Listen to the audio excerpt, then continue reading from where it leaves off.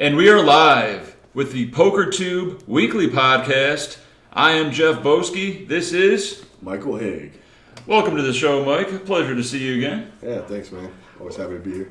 Great to hear. A lot of interesting things have been going on in the poker world in the last week.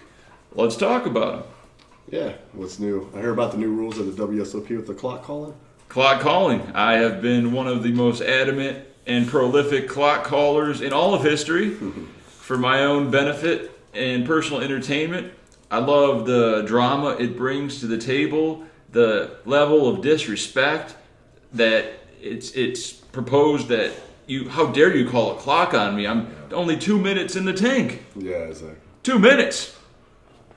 You had your mind made up in the first 10 seconds. You're just trying to figure out any way to put in the call when you know you're going to fold.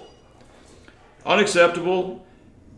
Whenever anyone calls the clock, whenever people give me shit for calling the clock, usually the person I call the clock on, not the rest of the table, because they want to do it too, but they're a little bit too non-confrontational to call the clock. I don't want to be that guy. Don't want to be that guy. I'll be the bad guy. More people are going to be the bad guy this summer with the new rules in place. Let's take a look at what the new rules are. The cliffs are that players no longer need 2 minutes of tanking before you can call the clock, and they now have an additional 1 minute to make up their mind. Way too long to begin with. Now, the players won't even get a full minute to act when the clock is called. They're getting 10 seconds to 40 seconds at the discretion of the tournament supervisor. If you're a habitual tanker, if you get the clock called on you numerous times per tournament, the TD is going to remember. The TD is going to lower your time to as low as 10 seconds from the time they're called. So don't even think about tanking, you freaking Euros. And a few other pros, unnamed. Yeah. What do you think about this rule, Mike? I like it. I mean, they just, during the series, it gets pretty grueling to deal with that day in and day out with the long tanks and the people stalling and all that. It just gets to be too much, They don't need that long to think, I mean, sometimes there's spots, obviously, and people will recognize it, but this excessive tanking is just ridiculous, and this will hopefully shut that down. It's bad for recreationals. It really ruins their experience. They're to gamble, not for some guy to just sit there with a scarf over his face, contemplating the meaning of life. And it's bad for pros whose hourly rate depends on how many hands you get per hour. Right, exactly. They're lowering our hands per hour, increasing our boredom, trying to get us tilted by lack of action. You think long, you think wrong, people. Don't get mad at the guy calling the clock. Be mad at yourself. One thing I've often said, when the guy's mad at me, I said, you not only wasted 2 minutes of my time, you wasted 2 minutes of everybody else at the table's time. You're the selfish one. They're all mad at you. Don't be mad at me. Yeah, it's 2 minutes we'll never get back again in our life. Gone. Gone. How many minutes you get in life? Yeah. Not many. Enough. Not enough. They're stealing time equity from us. Yeah. We could be re-entering the tournament. We could be playing cash games. We could be doubling up. They're stopping us from getting to the chip lead, and they're stopping us from becoming having a viable chance of winning the tournament. Yeah, you only get so many hands per orbit. You only get so many hands per level.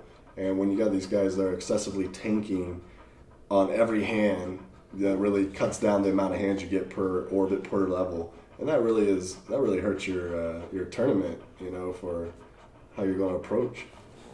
Yeah, it's really unacceptable, and it's a great rule. Big kudos to the World Series of Poker for enacting this rule. There's already 100 reply thread on 2+2. If you guys want to look a little bit more about how people are responding to this and the general consensus on the ruling.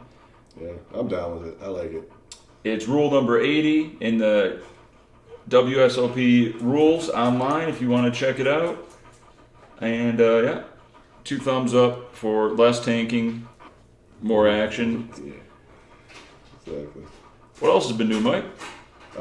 Been mainly on the no limit grind the Ooh. past couple weeks. Put PLO to the back burner for a minute, preparing for the World Series. 6-week grind of a lot of no limit action. So I've been doing that. It's been going well. I spent a couple months retooling and rebuilding my game.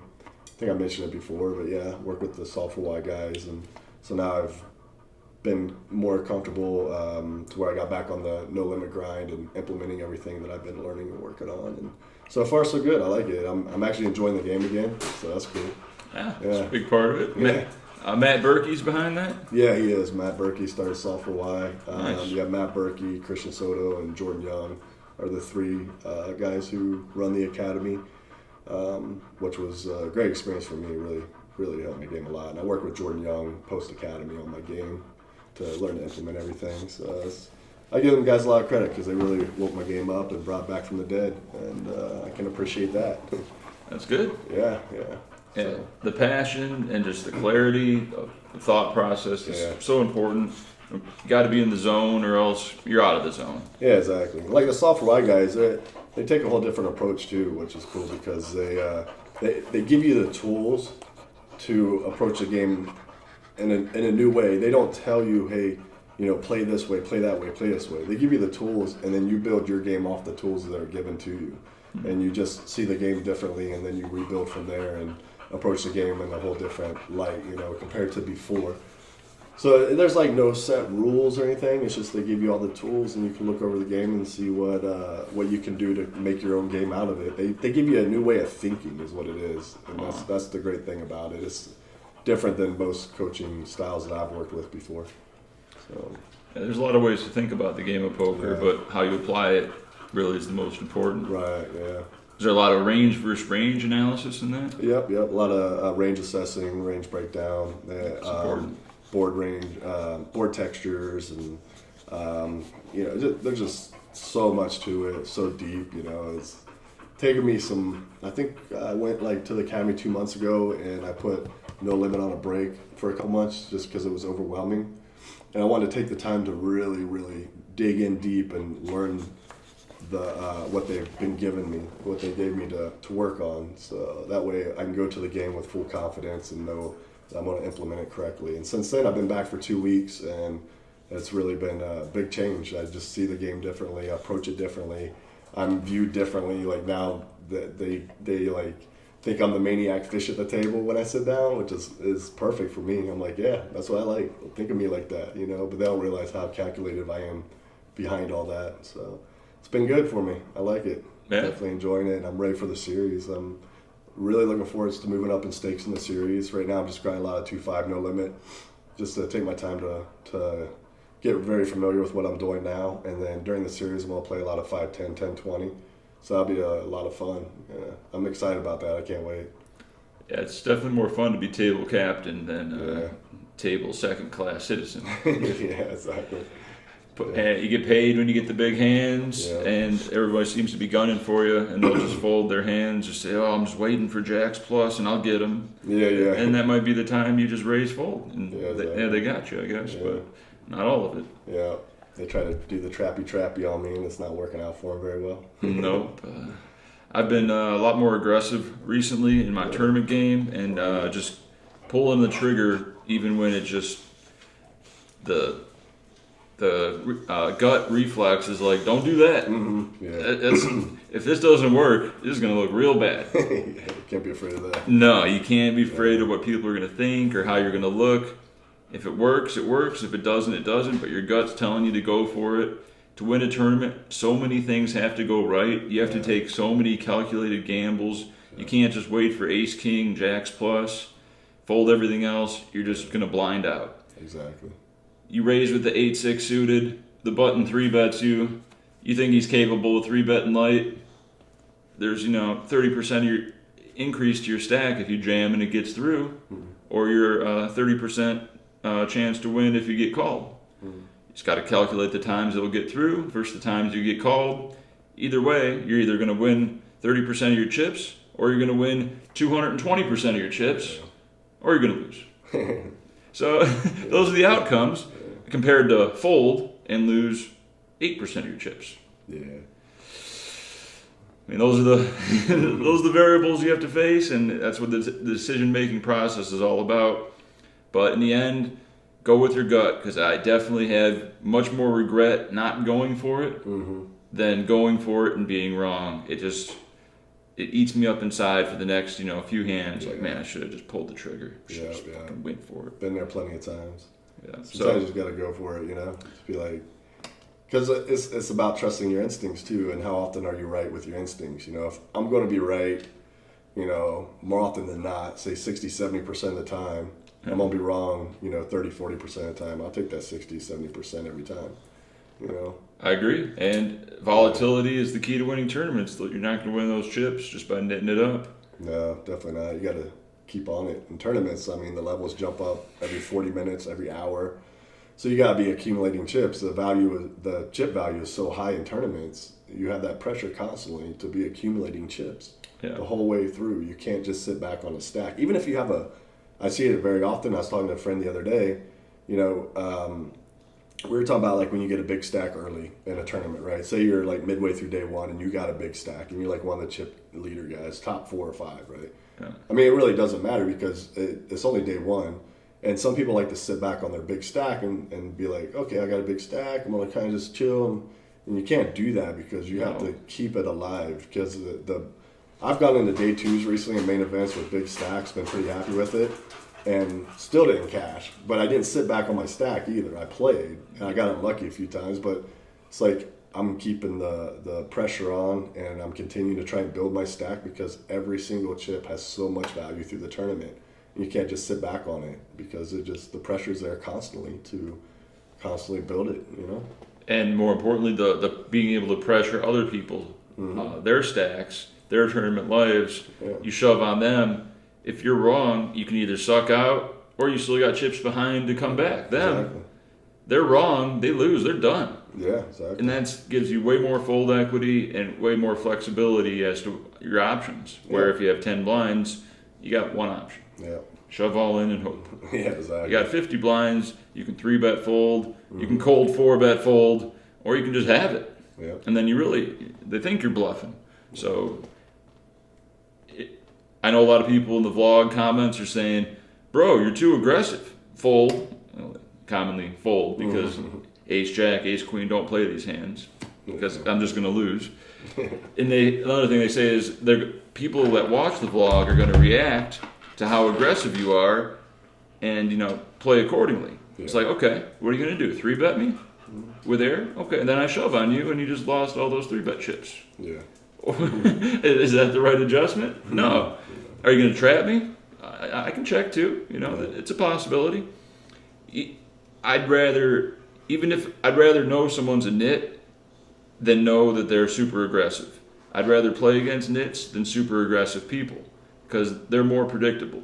The aggressive gambler is unpredictable, very volatile. They're capable of a lot of things. Where a nit, you can make big laydowns against them, and they're not going to put much pressure on you. They're waiting for good hands, and you know this. Yeah. They're easy to play against. Hell, those sticky players that we got to deal with this whole summer is going to be a nightmare. The sticky guys that just will not fold, Yep. That's going to be the challenge to get through. But it's an adjustment that we have to learn to deal with, I have my adjustments for them, so I feel pretty confident approaching the summer versus a lot of them guys. Yeah. Every player is independent. Every situation is unpredictable. You just got to constantly adjust your stack size, your image, the flow of the game. There's so much to know. But enough about poker. Let's talk about some business. I got a great business idea. All right, what's that? I'm not sure if I want to release it to the world just yet. You're probably going to have to wait to the next podcast. Oh, yeah. But I'll talk to you about it off air. I know I'm sick cliffhanger. I got to go through some regulatory things. But let's just say it involves Bitcoin. Oh, Bitcoin. I've been hearing a lot about Bitcoin lately. Bitcoin's booming, and I got a little something. Nice. It has to do with Europeans. I've said too much. Sorry to leave the cliffhanger. Watch next week's episode to find out the $1 billion Bitcoin business boom. Sweet. Or nothing. Might be nothing. Yeah, but the boom or bust. I'll talk to you about that afterwards. All right, now you got me on the cliffhanger. Oh, yeah. Talk about that in about an hour. We got a lot to talk about on the weekly PokerTube podcast.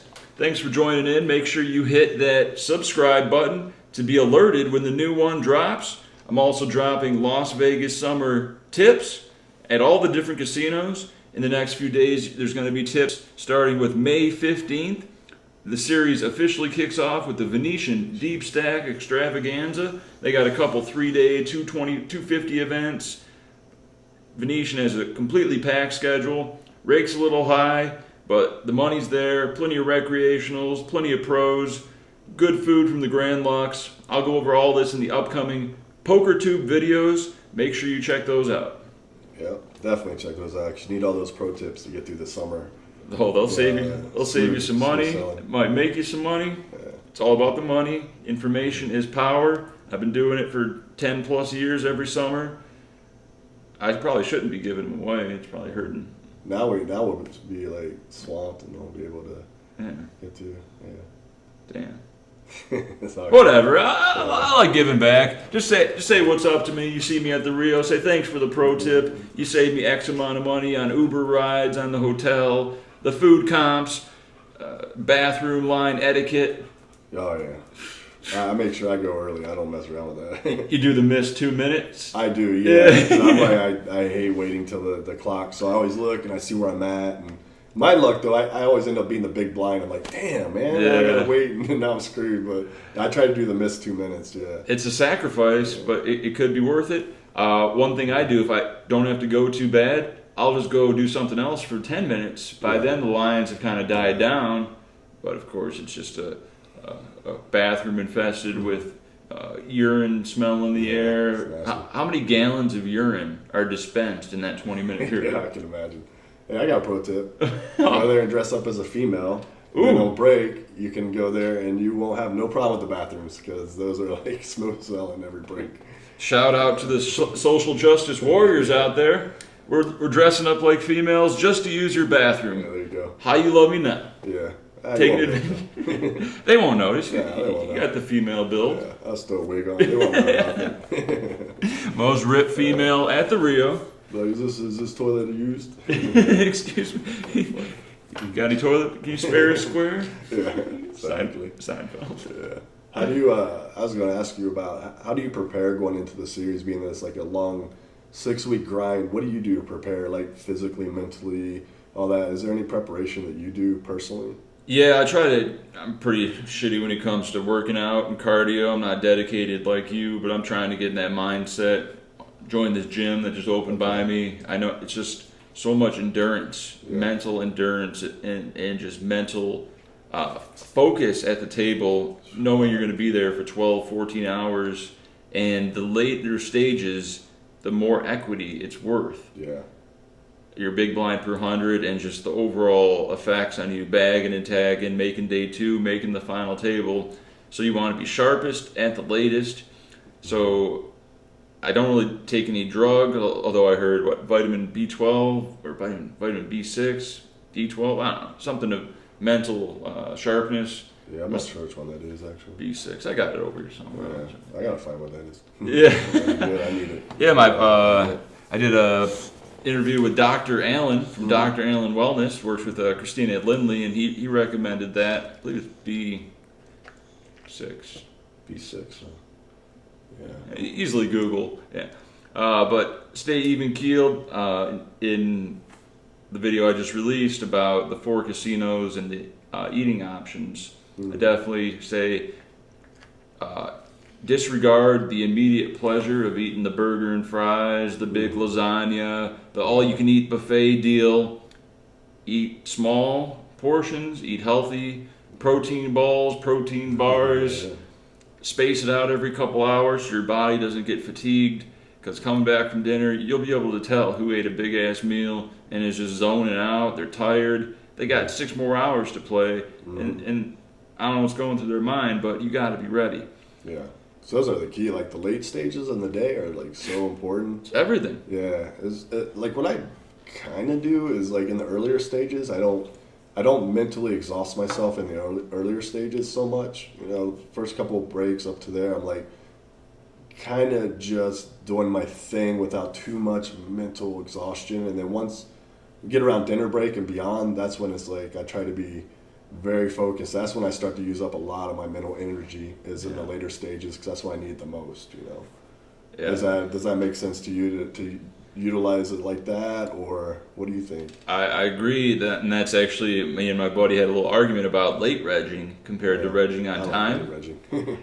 I was all for late regging earlier in my career because my reasoning was, if I'm going to make it deep into this event, I'll be 2 hours sharper than the guy that regged on time. His counter argument is all the recreationals are going to go broke in the first 2 hours. So you want to be there to get their chips.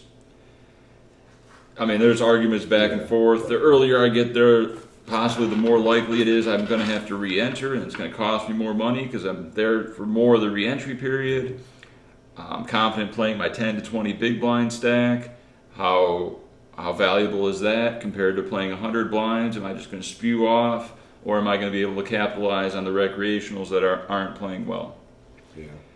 A lot of pros and cons. It really depends on your own personal preference, and it depends on if you just busted a tournament at the Rio and you're going to Planet Hollywood to late reg that, or Venetian, or the Wynn. These are the major 4 casinos I plan on playing this summer.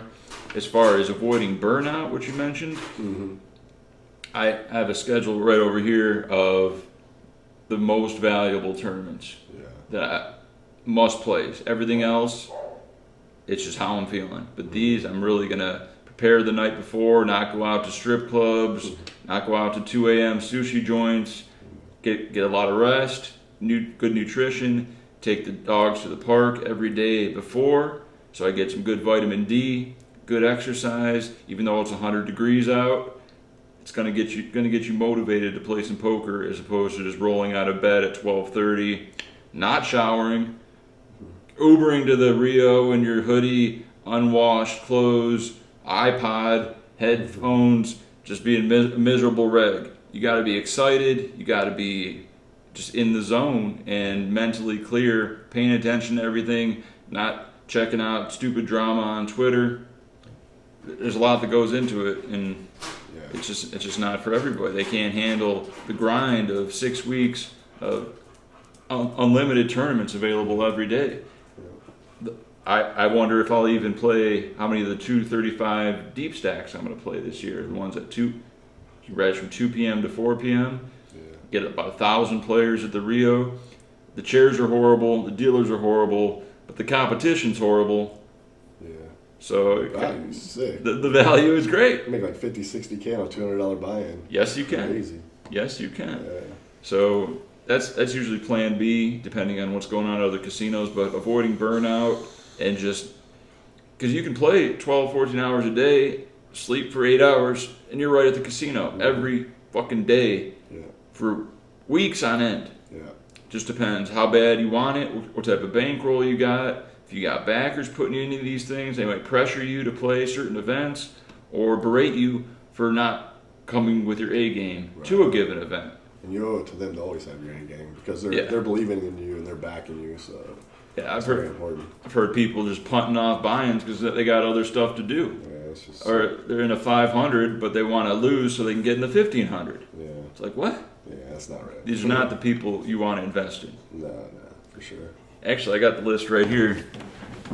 Let's check it out. Yeah, little mic cloud. Oh, let's see. I've got some confidentials. Bitcoin portfolio here. Can't leak that stuff. Nope. Invest in Bitcoin, Ethereum, Litecoin on Coinbase.com. Shout out to Coinbase. Also, big shout out to 9 to 5 Poker. They helped me design my website, jeffboski.com. It's now up and running and looking great. Yep. You can find links to all my affiliates, my videos, clothing line, bag and tag shirts, a lot of good info, Crush Live Poker. Check out 925, the numbers, poker.com for all your favorite vloggers. Check it. You'll see their newest videos. You'll see bios. You'll see everything you want to know. 9 to 5 Poker. Do it. This is the schedule that I'm going to discuss on the PokerTube segment. Starting off, pretty sparse, but gets you going for the summer. I know. Yeah, good warm-ups. Yeah. Good way to get your reps in and get ready. I know some Euros will be here as early as March 15th for this Venetian 250 1A kickoff event.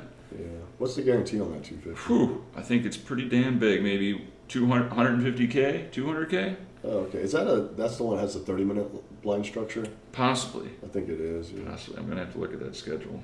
Yeah. But yeah, that's for the first 2 weeks. We're going to go over that. And then the upcoming episodes are going to be weekly because there's so much to cover. It'll just be like March 30th through June 6th. But this one's March 15th through March 29th. Okay, cool.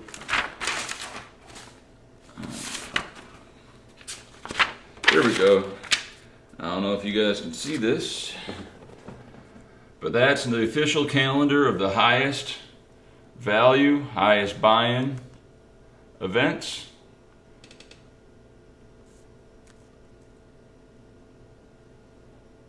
Available only on the Mike and Jeff podcast. Go ahead and screenshot that. You want to find where I'm playing? Odds are I'll be at one of these events. Starting off with the 565 Colossus. We got 6 flights. You can re-enter each flight, so you could fire 12 bullets into this Colossus. What? You could cash every flight, right? You could fire and, well, I think that it overlaps too much for you to cash and then re-enter. Oh, the same flight. That's true. Yeah, but you could yeah. cash, say, three flights. 3 flights. If you don't make day 2. If you don't bag. Yeah. But yeah, that's definitely going to be the biggest event. $8 million guaranteed for a 565. Yeah, $1 million guaranteed the first, right? Whew. That's crazy. That's going to be a lot of chips. Yeah. That's going to be... I'll be out of your way for that one because I'll be preparing for the tag team event. That's my first WSOP event. That's on the 29th, I believe? The tag team event, I Or think 5th. is the 5th. Yeah, Yeah. So the day 2 of the Colossus is on the 5th, so I already committed to the tag team, so I skipped the Colossus. Okay. 1K tag team with Mace. Yeah, which is going to be cool. We're taking that bad boy down. You heard it here first. Yep. I think second because I said it before. So, Watch out. Yeah. Colorado SWAT member and Con. felon con. It was one of those. Yeah. Ex-con, not current con. No. Current SWAT member, ex-con, going to be all the headlines. PokerNews.com. Feel free to interview these guys. Great characters for the game. Going to be a great story. I predict minimum final table coverage. I like it. Yeah. Minimum. It's just a match made in heaven. Hell yeah. It'd be the biggest story of the summer, actually. The yin and the yang. Couldn't get better than that. 2 worlds come together. When the worlds collide. Yeah. It could be a movie. They could make a movie out of it. All right, sweet. I'm down for a movie. Absolutely. Nice payday. Oh, Tell yeah. some stories. Get that residual check in the mail. Yeah, I could use that. Fluff out the bankroll some more. After you win the tag team, you won't need it. Yeah. It'll be 6 figures. And this year, the tag team, if you're looking to play it, you can get 2 to 4 people on the team. $1,000 buy-in, so it could be as low as $250 for you to get a team together. Yeah, it's pretty good. And there's no breaks. No bathroom breaks, which is genius. They had bathroom breaks last year. Not needed when you can just tag in your team member. Yeah. They can be playing cash. They can be playing another tournament. All they have to do is play 1 round, and they qualify as a teammate. That's sick. They can be gone for the rest of the tournament. Yeah. So I can play the first round. I tag in Phil Ivey, and he just plays the tournament out. And then maybe I'll play a little final table if he's wants to shoot some craps or something. There you go. Get some camera. Yeah. But very versatile. Great camaraderie on the rail of this event. I noticed last year, just the rail is just packed with other teammates rooting on their teammate. Yeah, that's cool. And just, checking out the table, sending them texts, hopefully not colluding, I don't know, or looking at other people's hole cards. I don't know. Protect your hole cards at all times. That'll be fun, though. I'm looking forward to that. That was my first tag team event. Yeah, that would be nice. Yeah, it's going to be fun. I'll be in it if I don't make day 2 of the Colossus, but I'll be firing up to 12 bullets in that Colossus. Mm-hmm. Hopefully not. Yeah. But, I'm going to... If you guys want to prop bet me, I don't make day 2 of the Colossus, go to jeffboski.com. There's a request, contact me section. If you want to put up some prop bet odds and escrow the amount, what do you think's a fair line for me making day 2 of the Colossus? Only 5% advantage from each field. Oh, yeah, that's true. Only 5%. So it's 1 in 20. If I'm firing maybe 10 maximum because of the overlap, so that's maybe 2 to 1 if I'm average skill, depending on my need to gamble or build a stack. So we'll start the line at 2-1. If you want to put up $200 versus my $100, and you're betting that I don't make day 2, feel free to contact me. JeffBoski.com or directly email JeffBoskiYouTube@yahoo.com. Keep the viewers in the loop, maybe get a little action on the side. Maybe have some fun sweating that one. Hell yeah. Yeah. I just had a little Skype podcast with Just Hands Poker, or Thinking Hands Poker. Not 100% sure. But anyways, yeah, we talked about a little cash hand I played. Oh, okay. Played a little Ace Queen if you want to check them out. A little more content. That should be released soon. They're going to tag me in a tweet. Follow me on ICURA Rook on Twitter. What's your Twitter name? I think it's just... At Mike Haag? Yeah, I think it's just at Mike Haag. I gotta think of something cool, because that's lame. Once you're famous, Yeah. that's a good name to I have. guess it'd be an easy way to find me, huh? Yeah, At Mike Haag. what's Brad Pitt's Twitter name? Oh, is that Brad Pitt? Probably. Unless he's got a cool nickname. Yeah, I wonder. Bradgelina. Brad. It used to be, former. They broke up? Yeah, they're split up. Oh. Formerly Bradgelina. Brangelina? Is it Brangelina or Bradgelina? I forgot. Brangelina. Yeah. It's all a big joke anyway. Who cares? Yeah. They're not even real human. They're actors. Yeah, I know, right? We're not actors. No. This is the real podcast. It was real. We're not. There's no script. No. No script. This is unscripted, unedited, direct to you. It is recording. Definitely recording. No technical errors this week. Sorry we couldn't make it last week. Just had to get a few things sorted out. Mm-hmm. What was that hand? You went over a hand with him on there? Yeah. You want to talk about a little cash hand? If you want, it's up to you. Yeah. All right. Yeah. If you want to, a little hand history. A little hand breakdown. You guys play a little cash out there? I got a cash hand for you. You can berate me for how I played it. I don't care. I'm not a cash player. I play tournaments. So my buddy wanted to play a little Venetian 2-5 no limit on a non-tournament day. And I said, yeah, sure, why not? Let's gamble. So I'm in for $500. One of the first hands. I'm in the big blind. Okay. Under the gun +1 makes it $20. He looks to me like a wreck. I don't know too much about him. It's the way he puts the chips in the pot, the way he stacks his chips, the stuff he's got with him. Just looks like a reg, not a tourist. I can tell there's definitely some tourists at the table. I try to play more with them. But hey, he raised it up to 20. Folds me in the big blind. We got ace queen offsuit. What do you like to do here? He opens 20. How active is he? How Pretty new to the table. I'm not. Oh, he's new to the table. So I'm new to the table. Oh, you're new to the table. Got so you really don't pretty have to be fresh 500 stack. Well, you're only sitting 100 bigs deep. It's pretty strong. He opens UTG. I personally like the 3-bet pre. That's my thing, Okay. Especially on the 100 bigs deep. So I'm looking to play for stacks as quick as possible. But yeah, I feel like, well, I mean, you are heads up, but then you're leaving all the initiative to him, and you're out of position. So I lean towards a 3-bet pre myself. What size? Was he make it 20? Yeah. No callers, you're out of position. I would go 70.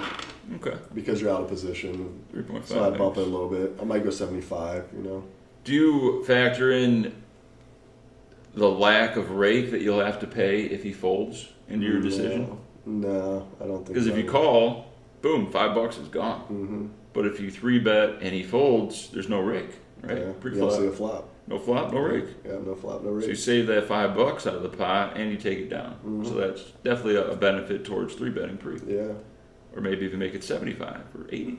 yeah, Because that $5 adds up. it does.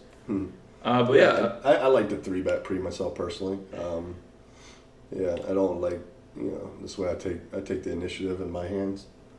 I like that, yeah. I kind of help myself being at the positional disadvantage that I'm at too, by 3-betting.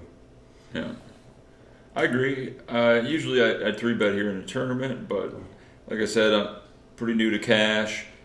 And my initial thought was to 3-bet, but then I was like, then I'm almost over-repping my hand. I want to, kind of trap him. I want to under-rep my hand because this is like the best hand that I'm not going to 3-bet. Right. Sometimes. It's the top of your. That's like the complete top of your flatting range or your defend range. Correct. You're going to be ace queen.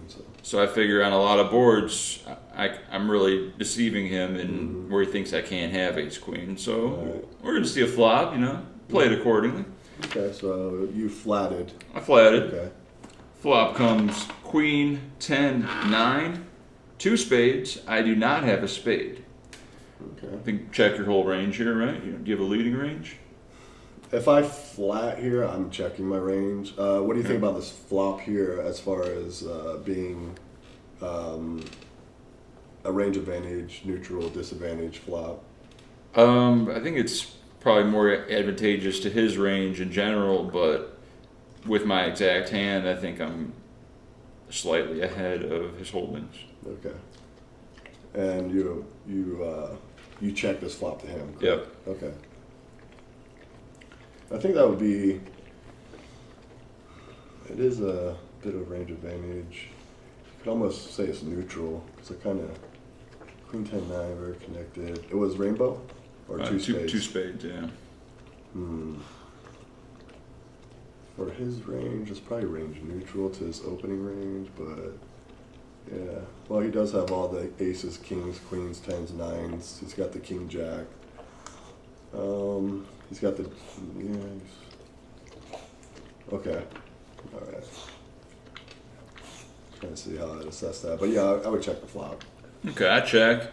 He puts out a bet of $20. Okay, easy call. No reason to raise. No. Protection, value, top. Yeah. What do you have? Top pair, 9, 7, jack, queen. So you have a top pair, top kicker, and a gut shot. Do you have a spade? No, I don't have a gut shot. No, I just got top pair, top kicker. Jack. Oh, okay. Yeah. I'm sorry. I was looking wrong. That's Yeah. Okay. Yeah. No, you just got top pair, top kicker. Okay. And you don't have a spade, right? No. Okay. No spade. All right. So you just check call the flop. Yep. Okay. Turn brings the 7 of diamonds.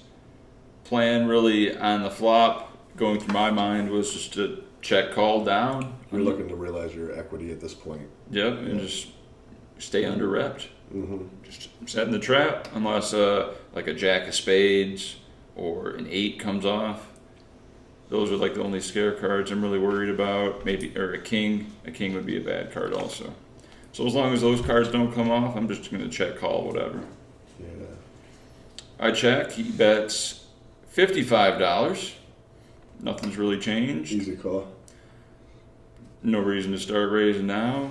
That'd be over repping our hand. This is on a 7 of diamonds turn. Yep. And he bets 55. Yep. Okay. So, okay. Obviously, he does have a piece of it. As far as how big, we don't know, but you're under repped here. And okay, easy call. I mean, you're looking to realize your equity at this point anyways. So, Yeah. that's played. So river comes deuce of clubs, total brick. I check. He thinks for a while and bets $125. So he barrels 3 here. He's the opener UTG. UTG He's 1. flat. Yeah, UTG 1. Same thing, You yeah. flat. With the board run out as played, I think it's a pretty easy call. You're looking, like you say, you're looking at this point to just realize your equity anyways. So, yeah, I would just call. I mean, you do, what do you beat here? You beat, let's see, you beat King Queen. Yeah. You beat, My buddy said, is he value betting? What's he value betting other than King Queen? Yeah. And then what missed draws does he have? you do beat King Queen. Only missed draw draws. I could think about was like Ace Jack. He could have Queen Jack. Queen Jack for some thin value. You could have 10 Jack. You could have 9 Jack. Maybe you don't open 9 Jack early position, but 10 Jack suited. Queen Jack, Ace Jack. He could have King Queen here. Let's see. 9, 10. I mean, with the board run, I mean, it's. I feel like I'm going to call here. I mean, see, it kind of takes you to the point because now your stack is awkward too. Now you got to call 125, right? So, I mean, I feel like at this point I'm just calling. So, I mean, there's nothing I can do. But the board just ran out pretty clean for me to call. So, I mean, I think he continues. I think he continues king, queen, queen, jack. I don't think he really. I mean, with you call, you could think that you're like on spades or worse draws. Yeah, I don't know. I feel like I call. I feel like he could easily be value betting there. Worse hands, as played, because you're really under-repped, Okay. So what happened? Let's see. Well, my thoughts when the river came and he bet again, I wasn't too happy, but I'm like, I'm sticking with the plan, brick, and I was thinking I'm at near the top of my range, so I have to call. Also, I'm so under-repped. I mean, just he might think I was just chasing a flush or chasing the naked jack draw, and now he's got ability to bluff, even though there aren't seem to be many bluffs in his range based on his board texture. Ace king and ace jack, I could see him both bluffing with the blockers to the straights, just unloading the clip. Bluffs are very, very minimal, but he is value betting. I think king, queen, queen, jack. Okay. I think he checks back jack 10. So, Yeah. Queen, jack, king, queen. I guess he does have a little bit of bluffs there as played because you're so under-rep too, I agree. Yeah, I guess he would probably have like a couple bluffs here, maybe. So results, as it is with most hands that get discussed, the players discussing them because they lost. yeah, that's what I kind of figured. He flips over the king jack. Yeah, king jack. Flopped the nuts. Got his 3 streets. My buddies critiqued his play as all right, but they said they would have bet more on the flop. The $20 flop bet was just too small for. Maybe it was just that was his way of saying, oh, I got to keep him in. Got to keep it small. Yeah. Where he could have bet 30 or 40 and then sized up each additional street even bigger. Exactly. Yes. Especially with the reverse blockers to the board. Mm-hmm. Well, that's good. We'll keep these guys doing these smaller bet sizing and down betting and stuff. But what is that like? Well, that's half pot, so it's not terrible. But yeah, if he does it correctly, he could really put your stack in a bad spot by river. Yeah, he could have. Say he goes on the high end, he bets pot 40, 100, 250, or even a river shove. That's almost 500 total. 40, 100 is 140, and 250. That's 400. Yeah, you could overbet jam the river. Yeah. You could set it up for 3 barrel. Yeah. Pot. Yeah. And it's a reasonable hand to do it with when he doesn't have a queen 10 or 9, which makes it more likely I have a queen 10 or 9 or some combo draw, spades, and the river shove would be perfect as a polar bet because I either miss my flush or I miss my straight or I'm calling, so the size doesn't really matter. Just bet it all, which I've been doing a lot more when you get big hands like quads or the nut straight, nut flush. Just bomb it, double pot, because they're either calling it or not. And people are going to think you're just as likely bluffing with a pot-sized bet, which is rare in tournaments, as a double pot-sized bet. Because they're like, their mind is, why is he betting so much? He must be bluffing. Yeah, exactly. Which you can do if you have, good blockers, but in general, you want to do that with value hands, so you get the max out of your value hand, and you get the max fold equity possibly with your blockers. Because that should lower their call frequency slightly. And yeah, that was a hand I did with just hands thinking hands poker, just hands poker. I'll give them a shout out on Twitter. They're supposed to retweet it when it goes live. We talked for about an hour about that and cryptocurrencies, bitcoins. We can talk about that a little bit more. Did he say fold river? They said they were in favor of 3-betting pre. That's my thing. It leaves you with less clarity when you're just calling there and then you flop basically the top of your range in a sense. So. Yeah, they said 3-bet pre, but as played, call river. Yeah, that's my assessment too. Okay. But my other 2 buddies that are pretty good cash game players said fold river. Really? Okay. Yeah, they're like, what do you... You think he's just betting? And I'm like these people just don't unload the clip. I'm like, a reg probably does, maybe not a recreational. I don't know, man. I pick people off in pretty late spots very often. Or they just keep betting, huh? Yeah, They just don't give up. No, not at all. Like here, the guy will have like king, queen of spades, right? Mm-hmm. Yeah. And he just barrel. He bricks the spades on the river, and he just barrels again because he's got top pair with second kicker, and I pick him off real easy. I do it all the time. So, but I do understand a fold there too, because you have to assume, okay, what's he triple barreling here? And being with the brick run out, and he still continues. I totally understand. Yeah, a lot of hands beat me. And his sizing looks like he's really trying to milk as much value as he can. So that's a little suspect to me. When I was looking at the sizing, it looks like he's just milking it. Yeah. But still, I think as played, I don't know. I think it's fine. I don't think it's terrible either way. A fold is good. A call is fine, in my opinion. So I'm just not a very foldy type of guy. Nah, fold You is gotta no prove it fun. to me. You gotta prove it to me. I pick them off all the time. I know a guy who folded pocket queens in a tournament recently pre-flop. Well, there's nits everywhere nowadays. Yeah. What did your buddy tell you to do? What was my assessment of that hand? If you got me beat, you got me beat. Let's gamble. I am not hero folding here. You got me. Let's get it in. Yeah, but I was just, believe me, I'm all for getting it in and not feeling stupid. But I'm like, how much action does there need to be before I fold queens? Yeah, I mean, I totally how many red flags have to pop up before it's like, all right, bro, you're beat? Yeah, I totally understand. Yeah, I've been there. I've never folded kings pre. I have twice. What? 2 or 3 times, twice. Cash? They're like, no, this was in tournaments. It was at the Win Main. Just now? No, this was like 4 years ago or something. So this dude, Tariq. And I folded. And he had the 2 black aces. And then like everybody's shocked I folded him, man. He 5-bet jammed on me and I tanked and I folded and he showed me the 2 black aces and it was pretty sick. And then a week later I went out to LA for the WSOP circuit event at the bike. Yeah. And again later on in day 1 I folded kings again pre-flop in the spot and I was right again. So I did it twice within a week and I was right both times. It was pretty ridiculous. And then the only other time I did actually was last year. I was lighting into the Venetian Main after the World Series main event.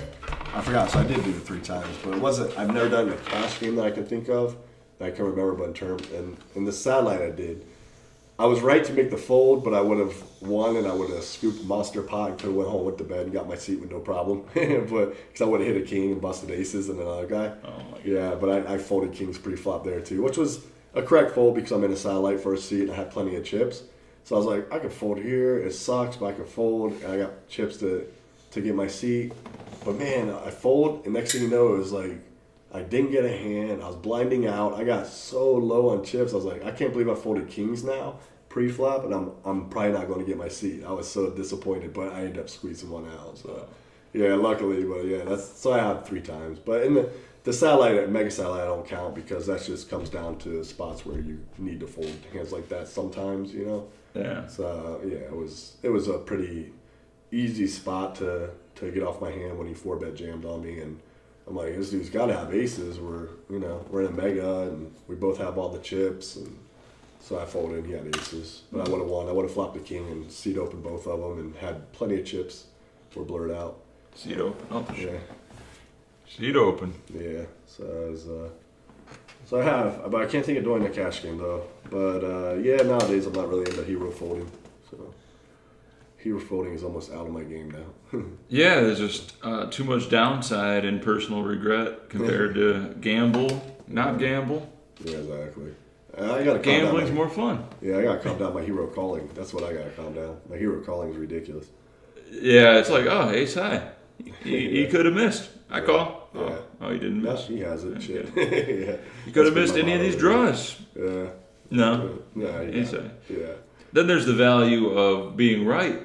The street cred or table cred you get when you're just like, call. Yeah.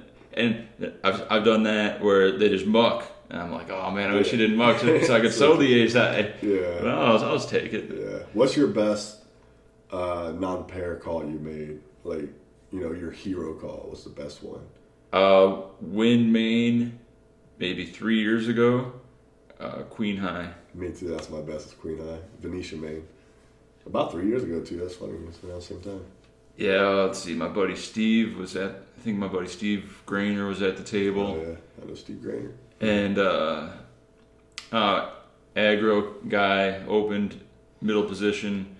I'm in the small blind with Queen 4 of hearts or something.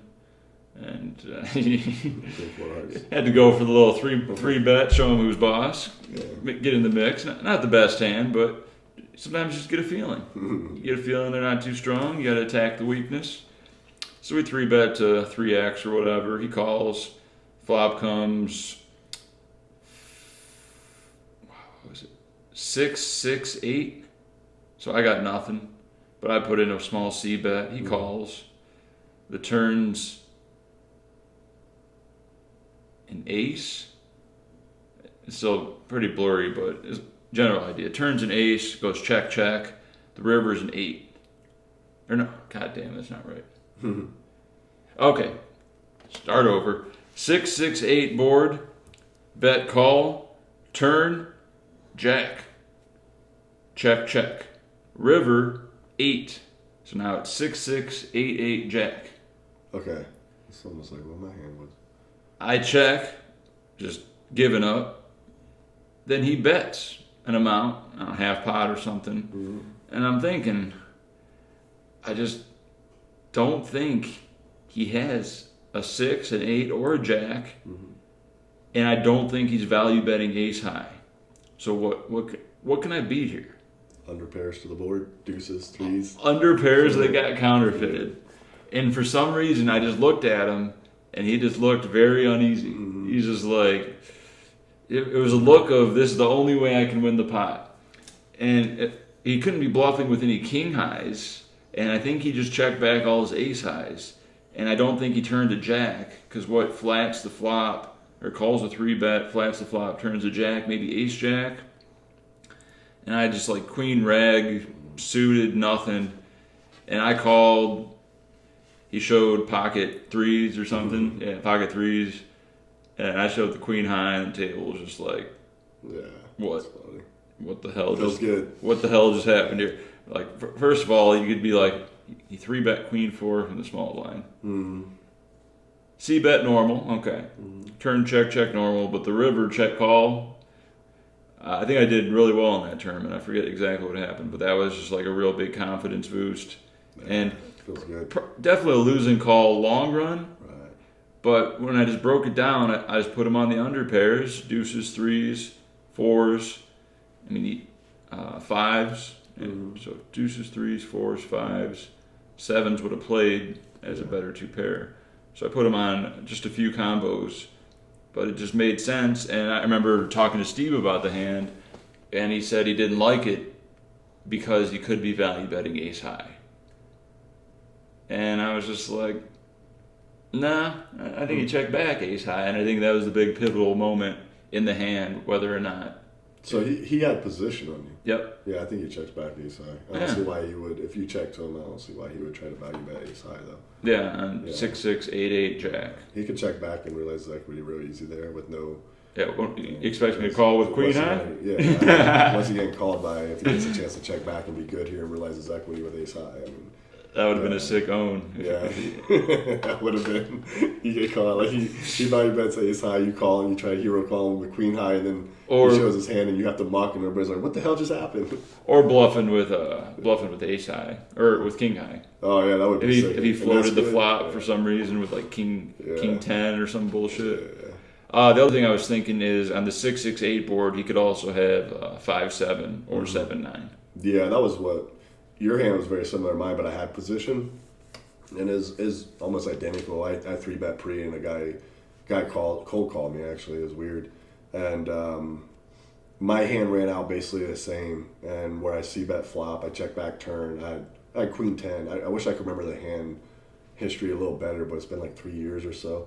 Yeah. And when we got to the river, the board was double paired. It was like, I think the board was like.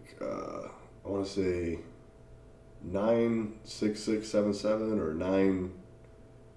What was it? 9. Yeah, no. Yeah, I think that's what it was, 96677. And I just had a weird feeling that, he just wasn't good. He barreled on into me on the river, which definitely, normally I fold because I'm like, I got queen high. I mean, what am I beating? But after a minute of tanking and trying to put it together, I just felt like, I don't know, I felt like I was good with queen high. I just had this weird ass gut feeling. And so I was like, oh man, I just think either he had, I remember I thought he either had 4 or 5 of diamonds or he had an under pair. That's right. So that was it. For some reason I put him on that range, and I can't even tell you why. And so I said, all right, I'm gonna just hero this guy off and see what happens. So I hero him, and then he had 5s, so he was no good. And I turned over queen high, and everybody was like, what the hell? They were like, what the hell just happened? Like, because normally I fold there. I don't look to hero call with queen high. And I really didn't, honestly, in my situation, I didn't really have that great of a reason to call him. It was just, I think it was maybe the history that I had with the guy throughout the day, and I just had this weird feeling that sometimes your gut will just tell you, rather than all the other logical reasons to fold, and your gut's saying, yeah, just make this sick hero call and hopefully you're right, and then see. So I just did it. I'd make the hero call, and I was good with queen high, and everybody was shocked, and I went on to feel good the rest of the day. So. Don't try this at home, folks. These are not profitable calls. They are not, These are very situational, opponent dependent, read dependent, just energy. Yeah. They got some negative energy coming off them, or you can smell the fear. Yeah, sometimes the blood's in the water, and you can just, because I tried before queen high, and I wasn't right. So, I've been wrong. Yeah. King high, ace high, more times than not. But in order for it to be profitable, you only have to be right, 25, 30% of the time, depending on the bet size. Plus the table cred, the future equity of them not bluffing you, or just them staying out of your way because they know you could think outside the box and you're not just clicking buttons gambling. It shows some actual thought process to break it down and put them on, a slim range of hands. Although it is a range, you're not putting them on one hand. I can beat one hand here. One hand. Like calling with like 7 high or something when they must have exactly 6 deuce for the missed straight draw. That used to be my game back in the day, all just like instinctual and trying to put them on one single hand. And, King, queen. Yeah. I know you. I did it once in the win main. I made a ridiculous. I mean, I played the hand so terrible with ace 7. And when we got to the river, the dude just bombs the river, and we're in the win main. Yeah. And this was for like heaps of chips, and it's on day 2, and it's we're going to a break, so I had a few friends that were waiting on me at the table, and I was in the tank, and I had ace 7. I beat nothing in this spot except for queen jack exactly, and I just tank, and finally I'm like, I tell the guy, I said, man, I think you got queen jack, so I call, and he's got queen jack, and I scoop a monster pot, and all my friends are like, Jesus Christ, that's like the only hand you beat, blah blah, and I used to just be like that. I'm gonna put him on the one hand, I'm gonna make the call, but I've learned since then to like actually range assess, put them on a range, break it down, know what your blockers are. Yeah. Like I wasn't blocking anything there, nothing. I just had some weird gut feeling, and it only gets you by for so long. But it made me look like a hero at that time. What was the board like? King 10, 8, 7, 6 or something? Something like that. Yeah. So everything else just beats you, or it's a pair. Yeah. It's the only possible misdraw. Yeah, it was just queen jack exactly. And like 10, 9, 7, 6. Yeah. I'm like, call. Call ace high. And it was for heaps. Yeah. That's the one, Grainer actually, him and I, we were like back and forth for the chip lead in that one, that win main. Oh, that's nice. The one, yeah. Did he make the final? I know he made the final. I think he made the final with me. I don't remember exactly. Or maybe he just missed the final table in that one. I can't remember. But, now I learned to range assess, put my opponents on ranges, what blockers do I have, all this stuff before I'm making these ridiculous calls. Yeah, I know Doug Polk's all about blockers and removal. I was watching some of his live stream the other day, and Combinatorics. Yeah, just saying, well, I got 1 heart, so chances are X amount less likely he has the flush draw, so this makes it a fold, or this makes it a call. Yeah. Or you know your combinatorics, your hand combinations. Yeah, it's almost at the level where just knowing one of your cards eliminates so many of their cards. Yeah, having a high heart on this board eliminates so many queen jack of heart combos, or king jack. If you have a jack of hearts, they can't have ace jack, queen jack, king jack of hearts. Right. All these suited combos that could make flushes or could be played this way are now eliminated from their range. It's almost like, imagine how much the cheating scandals in the pot limit Omaha cash games online. If you got 3 guys at a table, they know what 12 of the cards are. Yeah, I mean, that's huge. It's like exponentially huger in that situation compared to you just having 2 cards, Yeah. knowing what your 2 cards are against their 2 cards. Yeah, man, that's crazy. Yeah. Yeah, because that's important. You know, a flop comes like king 8-3 and 2 hearts, and you got ace king with the ace of hearts, and the guy check raises you, and you're sitting there. You got to break down the hand. Okay, what does he have here? What's he check raise me with? I have the ace of hearts, so he doesn't have the nut flush draw. Yeah. I have the king. He doesn't have kings because he probably re-raised me pre.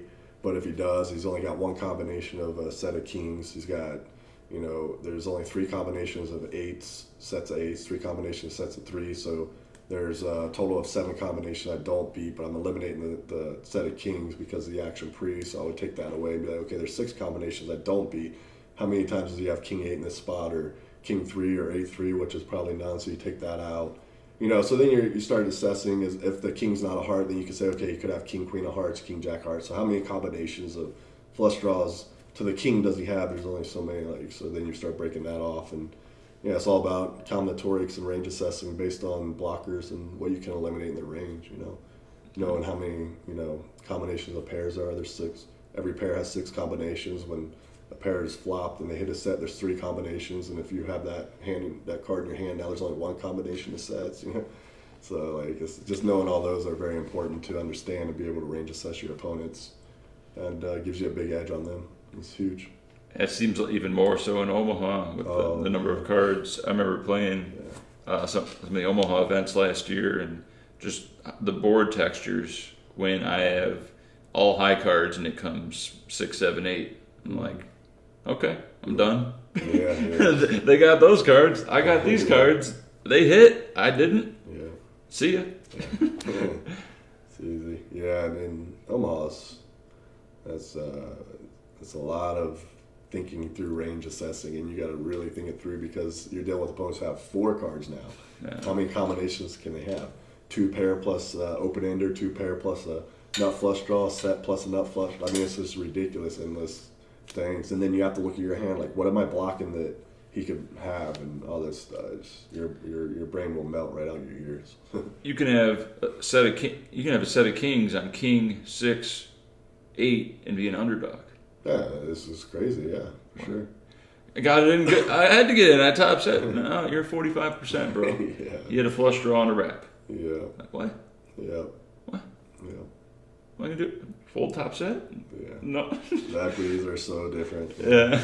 I hit middle set last night in a PLO game, and I was not happy with it. You think like a no limit, like boom, I hit middle set and all the money. I hit middle set last night in PLO, and I'm just like, God dang it! And I got blockers to the straight, and then the turn hits the straight card. But at this point, SPR was so low that I'm like stuck in a bad spot where now when he bets here, I just have to call because the SPR is so low, and I'm blocking the straight blockers, and I have middle set. So I'm like, but what does he really have? He could have top set. But, you know, and he could have the straight draw and this and that. So, but the SPR, unfortunately, was so low that I had to call. And he hit his straight even though I'm blocking it. And I break out. And, yeah, good for him. He scoops my money. But, yeah, it's just, unless you have, like, the royal flush in PLO, you're not happy. I've hit top boat in that and been beat the quads. I've hit quads but beat the straight flushes. It's a nightmare. And SPR is stacked to pot ratio? Yeah, stacked pot ratio, sorry. Yeah. Just like CEO? Cut off. Corrections officer. Correction officer? Oh, okay. Okay, we jumped from poker to No, yeah. No, so like, cut I hit you with both there. Yeah, CEO the shoe. Yeah. UTG? Yeah, under the gun. Yeah. You got that one. That one right. HJ? Hijack. Could be sexual. Yeah, hand job. Yeah. Well, we'll keep it on. It doesn't matter what we say. This is our podcast. Yeah, it's our podcast. We say whatever Poker, we want. life, yeah. Bitcoin, all-time high, 1850 today. Damn, I just checked it like 2 days ago and it was like, what was it, 1650? Yeah, I might have bought some at 1720. I was just talking about getting it 2 days ago. Look at that, it would have already gone up. God dang it. Oh, you want to get in the market? I got some tips. I'm getting hot tips via text right now. Sweet. On stuff I don't even understand, but breaks down to buy X altcoin. Oh yeah. Yeah, because this I'll show you this site. Poloniacs is a site you can get on. Oh, I hope this doesn't crash the stream. Not worth it to crash the stream. I'll show you later. Yeah, It's like the stock market for alternate coins, which Okay. are non-Bitcoins essentially. Okay. But you use Bitcoin to buy them all, and they're all worth like 10 cents or $2 or $50. Okay. And they all do different things, all super volatile. Who knows what the hell's going to explode, but Yeah. there's a huge, what's the word, speculation market, trading market for them. I'm invested. I think my money is better served gambling on these altcoins, Bitcoins, Ethereum, Litecoin than the bank. Yeah, it's the future, you know. What's the bank going to do besides use my money to make profits for themselves and give me 0.0001% interest? Yeah, that's ridiculous. Thanks, banks. Yeah. Give my little interest check at the end of the year. Such a joke. Yeah, Why even waste $1.20. Paper? Like, the paper's not even worth it. They send it to me. You made $1.20 in your savings account. Yeah, right. Thanks for saving. Looking to the future. No, fuck that. Yeah. Invest in something that's going to make you money, not just be stagnant. Doesn't even keep up with the rate of inflation. You put money in your savings account, the rate of inflation is greater than the interest that they're going to pay you. Yeah. So you're losing money by saving money. It's kind of weird, huh? Yeah, but that's just, System is whack. you can say that again. The system is whack. But let's not get any federal agent hitmen after us. Do what you want with your money. And without money, we wouldn't have a commodity to spend and buy at Trader Joe's. And Yeah. We could send a poker table with a bunch of raccoon pelts and all that stuff. Yeah, a bow and arrow, a couple rocks. Yeah. But no, Bitcoin definitely seems to be the future. Just every day it goes up. It's been booming for the last month. Just 2 days ago, I was thought about buying it. That would have been $200 per Bitcoin come up right there. Boom. God dang it. And that's the tough part. People are like, oh, I should have bought then. I shouldn't have sold then. Buyer's remorse. But I don't want to buy at the peak. And then the next day it peaks again. Yeah. Apparently, Asia markets have just gone all in on Bitcoin. Wow. And that's why it's been No booming. wonder. Okay. And if the Asians know what's going on, Yeah, follow the Asians. they got the money. They got the big money. They bought all the homes in Vancouver and messed up that market. Really? Yeah, so now everything's even more expensive. But Oops. that's a whole other subject I don't know much about, but I do know that. Yeah. What else going on, man? How's things been for you this past week with poker? Pretty good. Vlog spoiler alert, if anybody watches, I might have made the money in a Venetian 340. A lot of interesting hands that I'll be going over, which will be released tomorrow, hopefully, if I can edit it all together. Editing is a pain in the ass. Getting the music, the timing, the storyline, the scenes, the voiceovers, the hand breakdowns. Getting a lot of hate for my last vlog. Really? You see the one with the bowling? No, I gotta watch that one. It's my new one. Gambling and Poker is the name. Yeah. Getting hate? Yeah, well, I see the correlation where people don't like it when I lose tournaments or feature long segments of non-poker related stuff. Oh, okay, gotcha. So if 25% of my audience doesn't like bowling, I just wasted 3 minutes of their lives. Yeah. Thumb down. Dislike. Mean comment. Yeah. They come out, huh? Oh, they come out. The trolls come out in force.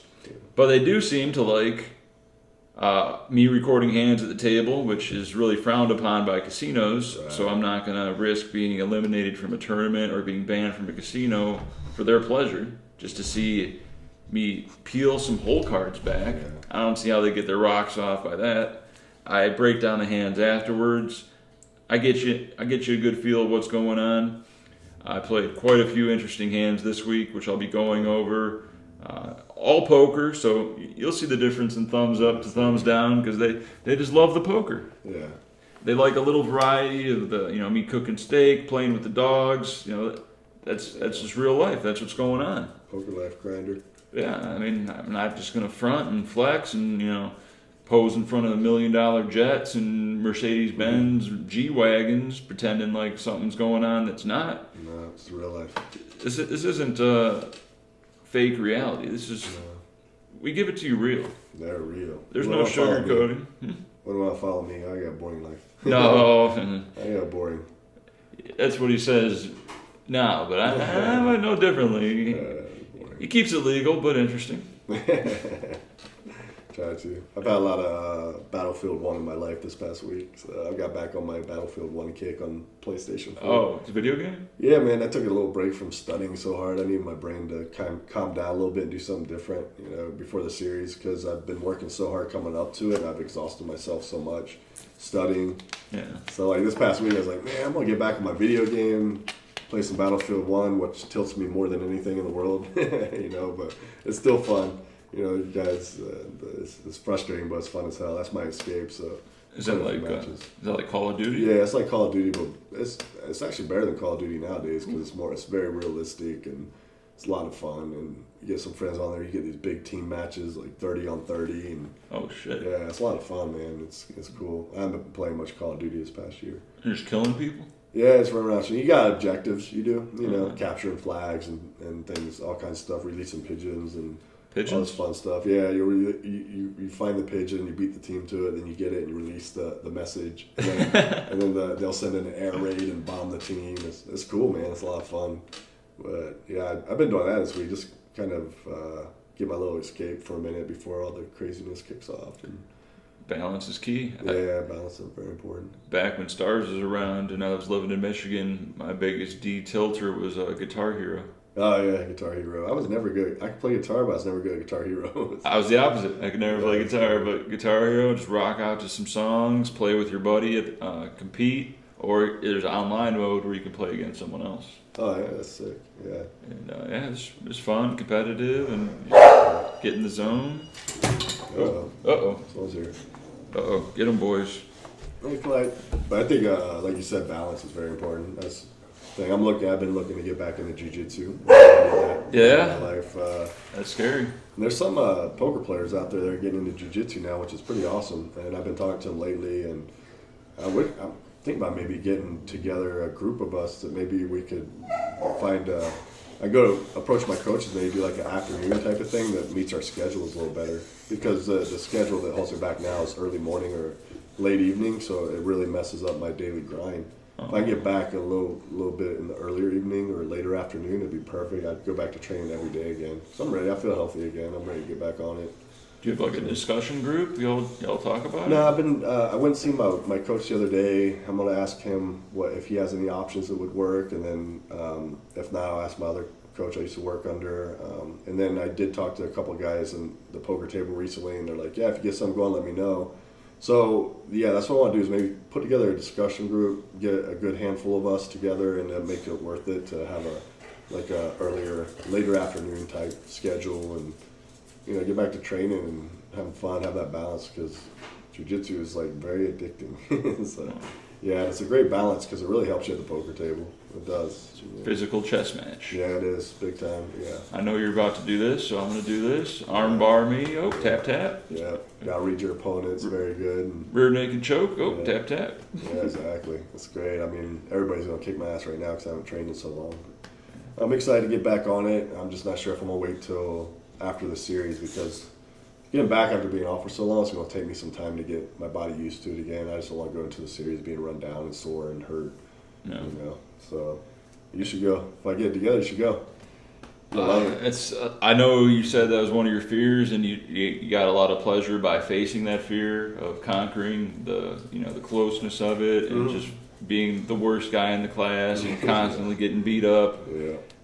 But for me, the cons definitely outweigh the pros of getting hurt, getting staph infection. Staph infection is not fun. I had it twice. The touching dudes all the time. I know, no homo, but maybe if it was intramural, where you always fight against a girl, I'd have a lot better chance, and it'd be more exciting for me. Yeah, and then you're getting choked out by chicks every day, but they're badasses too. So it's like, I don't know. When I first started training jiu-jitsu, that was an odd thing, because I'm not like homophobic by any means. There's not a homophobic bone in my body.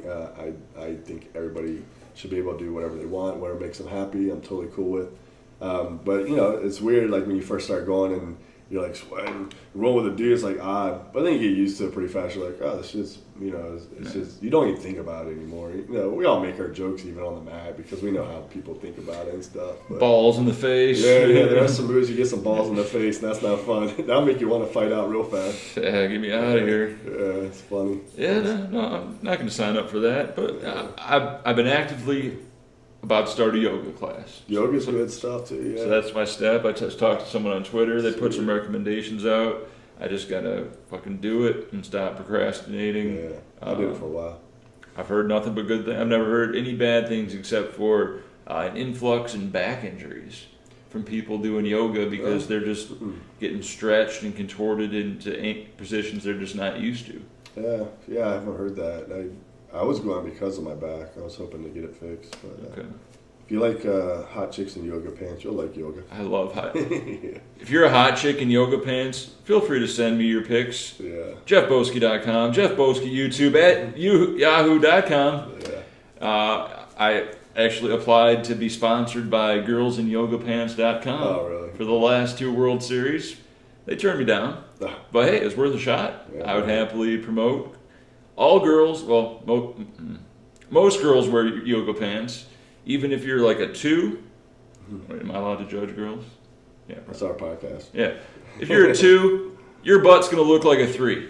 If you're a 6, your butt's going to look like a 7.5 in yoga pants, preferably Lululemon. They might be $100, but the looks you'll get, the respect you'll get from other girls and guys wearing those yoga pants, well worth the investment. Yeah, yoga pants rule. Shout out to the 3% female viewers that may or may not wear yoga pants. Yeah, let's get them to wear yoga pants. I actually had a little discussion with my buddy about strip clubs and yoga pants, and he said he prefers girls completely naked at strip clubs, and I said I like them in a thong and bra. Okay. So I like the little mystery, Right. and it's kind of, that's just what they're built to make them look sexier. Okay. And then he said, would you rather see completely naked or yoga pants? And I said yoga pants. Just because completely naked is too much. There's no mystery. There's maybe the yoga pants just give some streamlined support, or just the way they contour the butt and everything. It just makes it look so symmetrical and just no cottage cheese is possible. Just nice. Okay, we talked too much about it. Getting too deep. Let's talk about boxers. Hey, boxers. We got Duke. We got Clyde. Shout out to Las Vegas Boxer Rescue. If you want to help save a boxer's life, PayPal, Las Vegas Boxer Rescue 111 at gmail.com. No amount is too small. They just got some puppies in that are in dire need of bedding, formula. 3-month-old puppies, innocent boxers. They've never done anything wrong to you. Help out a boxer today. They can bring you unlimited joy, get you off your butt exercising. Look at that face. Clyde, say hi to the people. Say hi, Clyde. He's not shy, but he just doesn't know where the camera's at. He's looking for his toy, which I hid because it was squeaking too much for the podcast. He's not too happy about that. No, he knows. Yeah. Oh, he knows. Yeah, he's not happy. Wait for that thing to come back out. Boxers are some of the smartest dogs humanly possible. They might play dumb at times, but they know what's up. Oh, and they get jealous too. Oh, they get jealous. We got a dookie. And we Clyde. Oh, there's Clyde. Oh, we got a Clyde. Some real stars on this right there. Las Vegas Boxer Rescue. It's Clyde. Where's your toy? Ball? Park?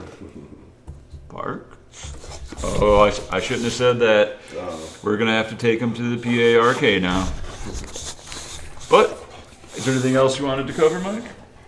No, I think that's good. We covered the World Series and hand history and Bitcoin. That's good, man.